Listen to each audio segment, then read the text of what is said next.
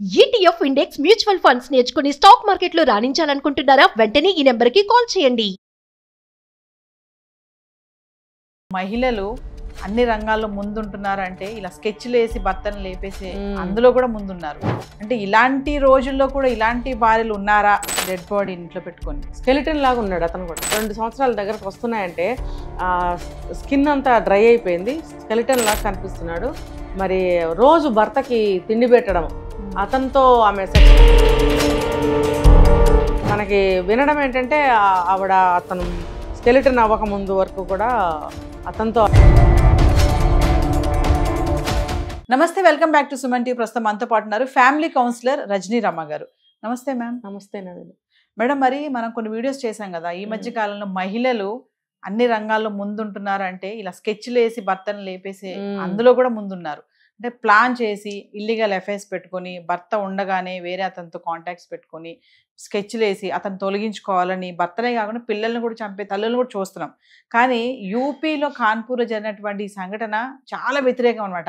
అంటే ఇలాంటి రోజుల్లో కూడా ఇలాంటి భార్యలు ఉన్నారా అంటే ఉన్నారని చెప్పుకోవాలి. మరి ఇన్సిడెంట్ చూస్తే మరి ఒక్కసారి మీరు దాని గురించి మీరే మాట్లాడాలి. మరి భార్యలు పక్కన పెడితే ఒక స్త్రీ అంటే స్త్రీ ప్రాణం పోయగలదు, ప్రాణం తీయగలదు, తన ప్రాణం కూడా తీసుకోగలదు, ఒకళ్ళ ప్రాణం కూడా తీయగలదు. శక్తి స్వరూపుడు అంటారు కదా, ఆ శక్తి ఉంటుంది. శక్తి అంటే మానసికమైనటువంటి శక్తి. అది అంటే తను ఇప్పుడు మీరు చెప్పారు ఎంతోమందిని చంపేస్తున్నారు భర్తల్ని అని చెప్పి. ఎందుకు అని అంటే తను ఇప్పుడు మన సోనం తన మనసులో ఒక కోరిక పుట్టింది, తను ఒకటి నెరవేర్చుకోవాలనుకుంది. అంటే దానికోసం భర్తని చంపేసింది. ఏం చేయాలన్నా కూడా ఆ మానసికమైనటువంటి శక్తి స్త్రీకి దేవుడు ఇచ్చాడు. దాన్ని సక్రమంగా ఉపయోగించుకోలేకపోతున్నారు కొంతమంది స్త్రీలు. భర్తలను లేపేయటం, తల్లుల్ని లేపేయటం, పిల్లల్ని లేపేయటం, అత్తమామల్ని లేపేయటం, ఇంకా చెప్పాలంటే అన్ని రంగాల్లో మీరు చెప్పారుగా, అన్ని రంగాల్లోనూ ఒక మంచికి ఉంటే మంచిదండి. చెడు రంగాల్లో లేరా? నక్సలైట్స్లో ఉన్నారు, ఉగ్రవాదుల్లో ఉన్నారు, అన్నిట్లో ఆడవాళ్ళు ఉన్నారు కదా. ఒక మంచికి శక్తిని ఉపయోగిస్తే ఆ శక్తి చాలా పవర్ అనమాట. ఆ శక్తి మంచికి ఉపయోగిస్తే చాలా మంచి మంచి పరిణామాలు జరుగుతాయి అన్నమాట, చాలా అభివృద్ధి చెందుతాయి.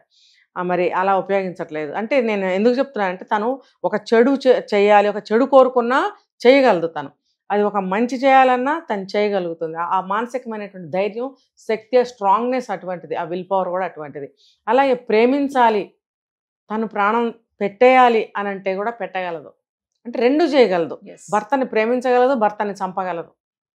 మరి ఇది మగవాళ్ళు అర్థం చేసుకోవాలి. దీన్ని ఎలా ఆడదాన్ని మనము మౌల్డ్ చేసుకోవాలి, ఆడదాన్ని మనం ఎలా హ్యాండిల్ చేయాలి, ఆడదాన్ని మనం ఎలా కాపాడుకోవాలి, ఆడదాన్ని మనం ఎలా ఉపయోగించుకోవాలి, ఇలా అన్ని రకాలుగా స్త్రీని మనం ఎలా దక్కించుకోవాలి అనేది మగవాళ్ళు ఆలోచించుకోవాలి. ఇన్ని సంఘటనలు జరుగుతున్నాయి కాబట్టి. చూడండి, ఇప్పుడు ఈ అమ్మాయి ప్రేమించి పెళ్లి చేసుకున్నారు, తను ఒక అనాథ, వేరు మతాలు. ఆ అబ్బాయి ఇంట్లో వాళ్ళని కూడా ఎదిరించాడు.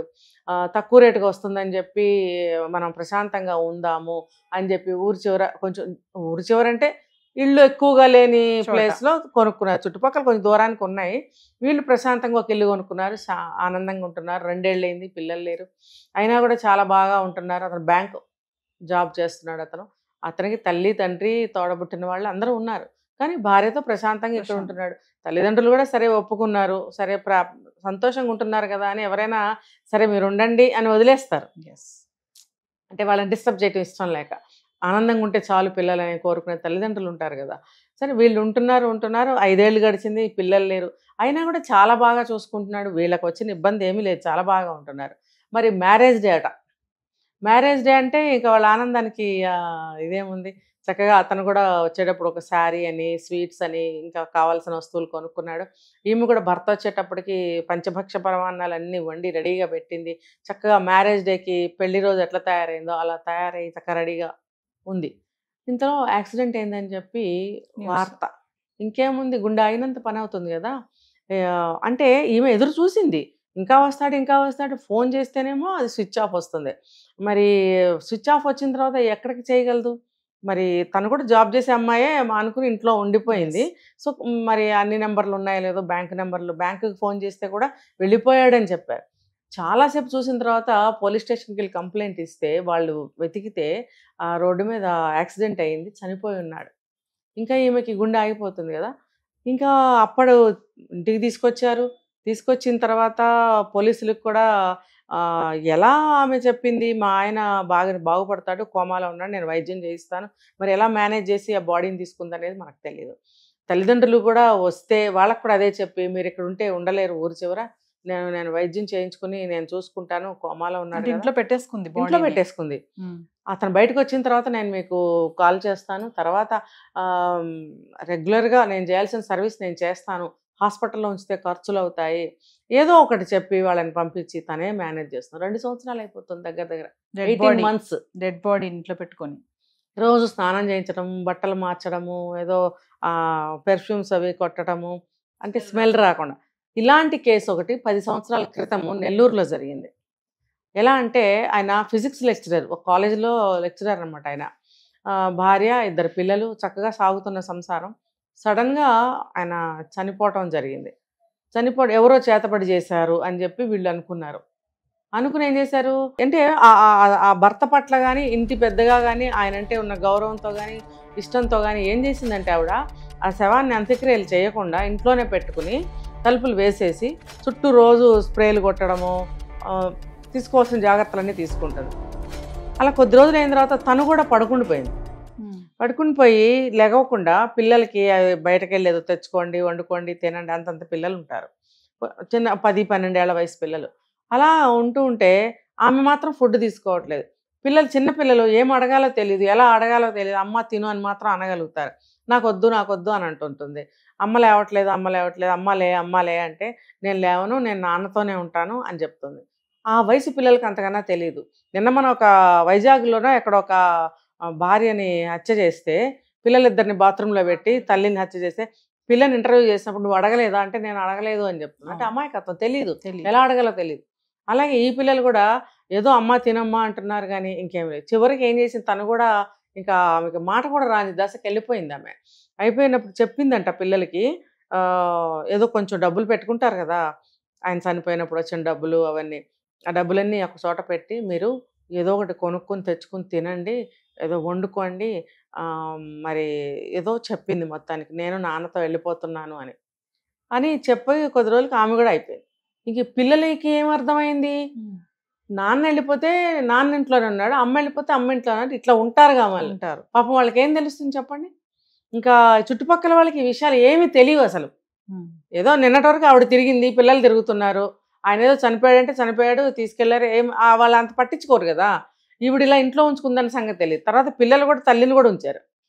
తల్లికి తండ్రికి ఇద్దరికి స్నానాలు చేయించడము. మా చిన్న పిల్లలు ఎలా మేనేజ్ చేశారు అసలు, ఇల్లంతా నీళ్ళు అవ్వవా, తడవదా, దాన్ని ఊడవటం, కడగటం, డెటాల్ ఫెనాల్ వేసి కడగడము, సువాసనలు వచ్చేవి చల్లడము, మళ్ళీ దుప్పటి కప్పడము. ఇలా కొంతకాలానికి ఆ అనుమానం వస్తుంది ఎవరికైనా. వచ్చి చూస్తే 2 కూడా స్కెలిటన్లు అయిపోయాయి, స్కిన్ లేదు, ఇంకా ఒక జుట్టు, పళ్ళు, ఎముకలు కనిపిస్తాయి. మనం చూసాం యూట్యూబ్స్లో, వాటిలో చూసాం, భయపడిపోయాం మేము అందరం. అప్పుడు ఏంటంటే అప్పుడు బయటకు తీస్తే పిల్లలు చెప్పింది ఏంటంటే, ఇలా జరిగింది, మా అమ్మ ఇలా చెప్పింది కాబట్టి మేము అలా పెట్టాము. పిల్లలు కూడా మెంటల్గా చాలా దిగజారిపోయారు. వాళ్ళని మళ్ళీ హాస్పిటల్కి తీసుకెళ్ళి వైద్యం ఇప్పించి నానా గందరగోళమైంది. అంటే ఆ ఎఫెక్షన్ అనేది, ఆ బంధం అనేది వాళ్ళని వేడనివ్వదు. ఇప్పుడు ఈ కేసు కూడా నాకు అదే అనిపిస్తుంది. సో అలా పెట్టుకుని 18 months అయింది. ఎవరన్నా వచ్చినా సరే, వాళ్ళ అత్తగారు వాళ్ళు అడిగినా సరే, కోమాలో ఉన్నాడు, నేను ట్రీట్మెంట్ ఇప్పిస్తున్నాను, నేను సేవ చేసుకుంటున్నాను అంటుంది. ఎవరైనా నిజం అనుకుంటారు. మరి 18 months అయిపోయింది. కరోనా టైంలో, ఆ టైంలో ఒక టీం వాళ్ళు వస్తూ ఉంటారు కదా, మెడికల్కి సంబంధించిన వాళ్ళు వచ్చి ఆ డాటా రాసుకోవడము, మేము ఇంట్లో మందులు ఉన్నాయా, మాస్కులు ఉన్నాయా, ఏవో సంథింగ్ జరుగుతుంది. ఆ డాక్టర్స్ గ్రూప్ ఒకటి వచ్చిందంట. వచ్చి వాళ్ళు తలుపు కొడితే తలుపు తీసింది. వాళ్ళకి ఏదో ఒక స్మెల్ వచ్చింది. డాక్టర్స్కి తెలిసిపోతుంది ఇదేం స్మెల్ అనేది కదా, వాళ్ళు అబ్జర్వ్ చేస్తారు. ఏంటి స్మెల్ వస్తుందంటే, ఏం లేదు, మీ ఇంట్లో ఇంకెవరెవరు ఉంటారు, మీ ఆయన లేడా అంటే, మా ఆయన కోమాలో ఉన్నాడు అంటే, వాళ్ళకి ఇంకా అనుమానం కొంచెం ఎక్కువై తలుపులు తోసుకుని లోపలికి వెళ్తే స్కెలిటన్ లాగా ఉన్నాడు అతను కూడా. 2 సంవత్సరాల దగ్గరకు వస్తున్నాయంటే స్కిన్ అంతా డ్రై అయిపోయింది, స్కెలిటన్ లాగా కనిపిస్తున్నాడు. మరి రోజు భర్తకి తిండి పెట్టడం, అతనితో ఆమె సెక్సువల్గా పాల్గొంటున్నట్టుగా ఫీల్ అవ్వడము, మనకి వినడం ఏంటంటే అతను స్కెలిటన్ అవ్వక ముందు వరకు కూడా అతనితో అలా అలా ఉంది అని కూడా చెప్తున్నారు, అది భగవంతుడికి తెలియాలి. కానీ ఆ అమ్మాయి నోటితో చెప్పడం అయితే నేను అలా ఫీల్ అవుతున్నాను, భోజనం పెడుతున్నాను, నా భర్త చనిపోలేదు, నా తల్లిదండ్రులు లేకపోయినా కూడా నా తల్లిదండ్రులాగా చూసుకున్నాడు, నాకు పిల్లలు లేకపోయినా కూడా నన్నే ఒక బిడ్డగా చూసుకున్నాడు. అంటే ఆమె ఒప్పుకోలేకపోతుంది నా భర్త చనిపోయాడు అనే అవును. విషయాన్ని, ఒప్పుకోలేకపోతుంది, దగ్గరే దగ్గరే ఉన్నాడు అన్న ఫీలింగ్ లో ఉండిపోయింది. అంత ప్రేమమూర్తిని నేను తట్టుకోలేకపోతున్నాను. అయినా నా భర్త ఇంకా లైవే, ఆయన ఏమంటారు కోమాలో ఉన్నారు, బాగు చేసుకుంటాను, ఆయన బాగుపడతాడు, మాకు పిల్లలు పుడతారు అని చెప్తా. అంటే మెంటల్గా ఈమె కూడా చాలా వీక్గా ఉందన్నమాట. ఆవిడ ఆ ట్రాన్స్లోనే ఉంది, ఆ ఊహల్లోనే ఉంది ఆవిడ. అప్పుడు వెంటనే ఆమెను అడ్మిట్ చేశారు ట్రీట్మెంట్ కోసం, అతనికి తల్లిదండ్రులకు అప్పచెప్పారు ఆ బాడీని. తర్వాత ఆ అమ్మాయి కొద్ది రోజుల తర్వాత హాస్పిటల్లో నన్ను అంటే అసలు ఎందుకు ఇలా చేసింది అని అంటే, నా భర్తను నా నుంచి దూరం చేస్తారన్న భావంతో ఇంట్లోనే పెట్టుకుంది, ఎవరికి చెప్పకుండా. ఇప్పుడు హాస్పిటల్లో జాయిన్ చేసేటప్పటికి ఏమైందనంటే, ఇక్కడ కూడా నా నుంచి దూరం చేశారు నా భర్తని అని ఉండలేకపోయింది. కొద్ది రోజుల్లోనే ఆమె చనిపోయింది హాస్పిటల్లో. కొంతమంది అంటున్నారు మేడం, నేను స్టార్టింగ్ లో చెప్పినట్టుగా భర్తను చంపేసి ఈ రోజుల్లో ఇలాంటి భార్యలు కూడా ఉన్నారా, ఇంత ప్రేమ మూర్తులా వీళ్ళిద్దరు, నా భగవంతుడు వీళ్ళని ఎందుకు దూరం చేశాడు, గ్రేట్ వైఫ్ అని చెప్పి కామెంట్స్ కూడా వస్తున్నాయి ఈ ఆర్టికల్ కి. నిజంగా అంటే కొంతమంది భార్యలకి మరి ఈ వార్త చూసి వాళ్ళు ఏమనుకుంటారో మరి నౌవేడేస్. మొరాలిటీ ఏంటంటే ఇందులో స్త్రీ ఒక భార్యని తీసుకోండి, ఇక్కడ భార్య కాబట్టి ఎంత ప్రేమిస్తే ఆ భార్య ప్రాణం పెడుతుంది. నేను కొన్ని వీడియోలో చెప్పే ప్రేమ త్యాగాన్ని కోరుతుంది, ప్రేమ ప్రాణాన్ని పెడుతుంది అని చెప్తాను నేను. ఇది ఇక్కడ నిరూపణ అయిందా లేదా? కాబట్టి భార్యని సున్నితంగా చూసుకోండి, ప్రేమించండి, అంతకు మించి ప్రాణం పెడుతుంది ఆవిడ మీకోసం, అంతకన్నా కావాల్సింది ఏముందండి? అది తెలుసుకోక ఏవేవో తప్పులు చేస్తున్నారు, భార్యలు భర్తలను చంపే దశకి దిగజారారు. Thank you.